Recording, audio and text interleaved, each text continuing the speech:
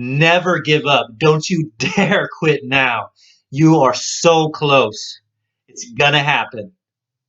Keep watching.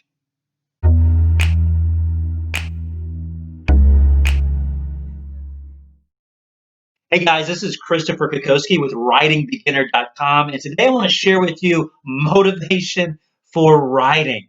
I want you to know that writing can be really demoralizing. It can be self-defeating. It can feel terrible at times when you're spending all this time, all this effort, maybe all this money, and you're not seeing results. You look at your writing and you think that it's crap. You are not getting reviews on Amazon. Not even your friends or family are writing you a review or caring. Every rejection that comes back from a literary agent is just one more nail in the coffin to your writing dreams. I know exactly what that's like, and it can be so demotivating. It can just suck the life right out of you. But I don't want you to give up, and here's why. Just over a year ago, I was in a full-time job that I liked, but it kept me super busy. I was busy working, I was busy raising my two kids, and I just didn't think I had time to write. So long story short, I simply didn't write. I just kind of gave up on it for a while. But there was this nagging voice, this urge inside of me that just kept saying, you got to give this a chance. Maybe, just maybe, you can make something out of this, and you'll never know if you don't try. Now, I spent the next 12 months thinking about it, trying to figure out how I could make it happen. I just didn't see that I had the time, the energy, the investment. I just didn't think it was possible. And then this pandemic hit, and it was a terrible, and it is a terrible thing for our world. And I really wish it would go away. I look forward to a time when we have a vaccine and things are a lot better and kind of go back to normal. But it forced me to make a decision that I had been procrastinating for a very long time. One day I just looked at myself in the mirror and I knew that if I didn't make this choice right now, if I allowed myself to give up, I would regret it for the rest of my life. I knew I wasn't the best writer. I knew I had tons to learn about writing and publishing and book covers and reviews and building audiences and email lists, the uncertainty of it all. I kept thinking, am I good enough? And I really didn't know. But there is one thing that I knew, that I was going to do this. And if I did it, I was going to go all in. And that's exactly what I did.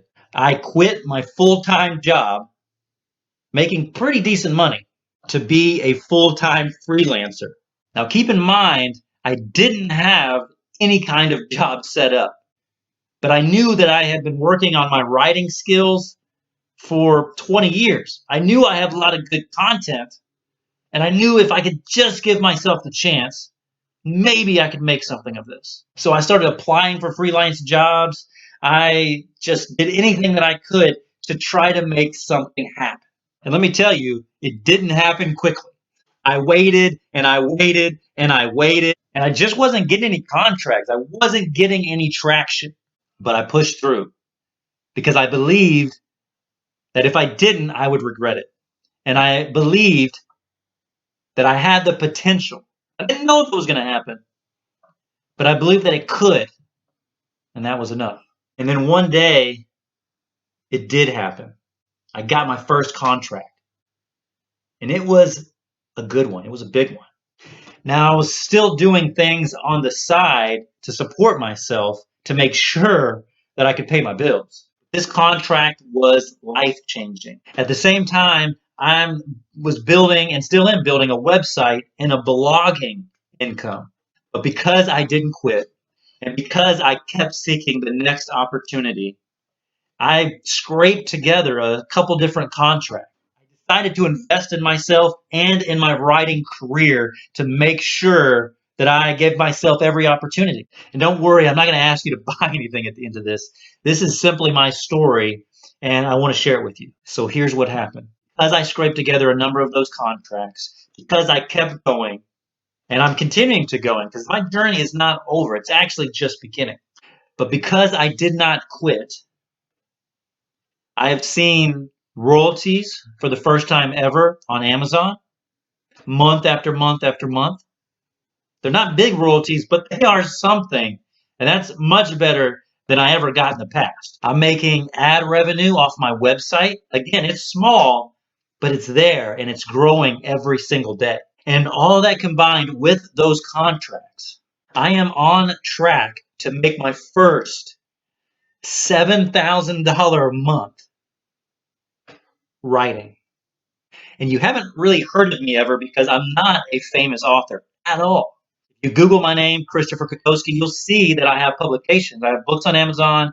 I even have peer-reviewed journal articles, and I actually even have a listing on IMDb. But I am virtually an unknown author, and none of those publications ever made me any even significant amount of money at all. But the real message I want to give you and leave you with is that to not give up. Even Stephen King, his first 3 novels were rejected. J.K. Rowling was rejected many times over before she got her first publishing deal for Harry Potter. Story after story of best-selling full-time authors remind us that the struggle is just a stage and the pain is just temporary. That the past does not dictate our present, nor does it predict our future. If there's a fire inside of you to write and to create, it is your duty as a creative individual to fight the good fight, to fan those flames of passion, to do whatever it is that you have to do to make sure that you don't give up on yourself. Your future self is waiting. Don't let them down. Let me know in the comments your biggest motivation, your biggest why for writing. I'll see you at the next video.